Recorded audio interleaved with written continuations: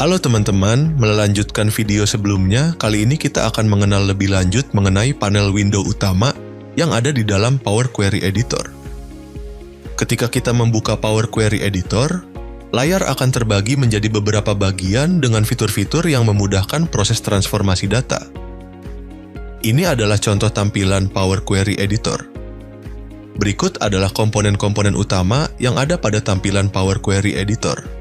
Panel pertama adalah Ribbon. Bagian atas dari Power Query Editor terdiri dari ribbon, yang memiliki tab-tab untuk berbagai perintah. Beberapa tab utama adalah Home, berisi perintah dasar untuk impor data, transformasi umum, dan pengaturan query. Fitur penting di sini beberapa di antaranya adalah Close and Load, untuk mengirim data kembali ke Excel setelah selesai transformasi. Reduce rows, menghapus baris kosong, duplikat, atau baris yang memenuhi kriteria tertentu. Transform, mengubah tipe data, menghapus kolom, menggabungkan kolom, dan lain-lain. Transform, tab ini berfokus pada transformasi data yang lebih spesifik. Fitur penting di sini beberapa di antaranya adalah Data Type, mengubah tipe data di kolom tertentu, misalnya dari teks menjadi angka. Replace values, mengganti nilai tertentu di dalam kolom. Pivot column, unpivot columns, memutar atau menata ulang data dari format baris menjadi kolom atau sebaliknya. Group by, mengelompokkan data berdasarkan kriteria tertentu. Add column, tab ini digunakan untuk menambahkan kolom baru berdasarkan kolom yang sudah ada, dengan opsi seperti Custom Column, membuat kolom baru dengan formula khusus. Conditional column, menambahkan kolom baru berdasarkan logika tertentu. Misalnya, jika nilai lebih besar dari X, maka Y. Index column, menambahkan kolom indeks yang bernomor urut.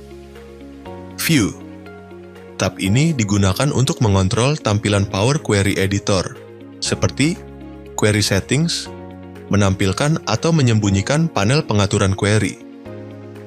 Advanced Editor, menampilkan editor teks yang memperlihatkan M-code dari setiap langkah transformasi. Column Quality and Distribution, menampilkan kualitas data di kolom, seperti apakah terdapat nilai kosong atau duplikat. Panel kedua adalah Query Pane. Terletak di sebelah kiri layar, Query Pane menunjukkan daftar semua query yang telah dibuat dalam workbook saat ini. Setiap query yang ditambahkan atau dimodifikasi akan muncul di sini. Dengan menggunakan Query Pane, kita dapat melakukan beberapa hal berikut. Mengubah nama query untuk lebih mudah diidentifikasi. Menambahkan, menghapus, atau menggabungkan query lain. Menavigasi antara query dengan cepat untuk memeriksa atau mengeditnya. Panel ketiga adalah Data Preview, pratinjau data. Bagian tengah layar menampilkan pratinjau data yang sedang diproses. Ini adalah gambaran dari data asli yang telah diimpor ke Power Query, namun belum diterapkan secara permanen di Excel. Beberapa fitur penting dari panel Data Preview adalah kolom header. Di bagian atas setiap kolom, terdapat opsi untuk melakukan transformasi pada kolom tertentu seperti filter, sort, mengganti nilai, dan menghapus kolom. Pratinjau langsung. Saat Anda melakukan perubahan atau transformasi pada data, Data Preview langsung memperlihatkan hasilnya sebelum Anda menyimpan perubahan tersebut. Panel keempat adalah Applied Steps. Panel ini ada di sisi kanan layar dan menampilkan semua langkah transformasi yang telah diterapkan ke query secara berurutan.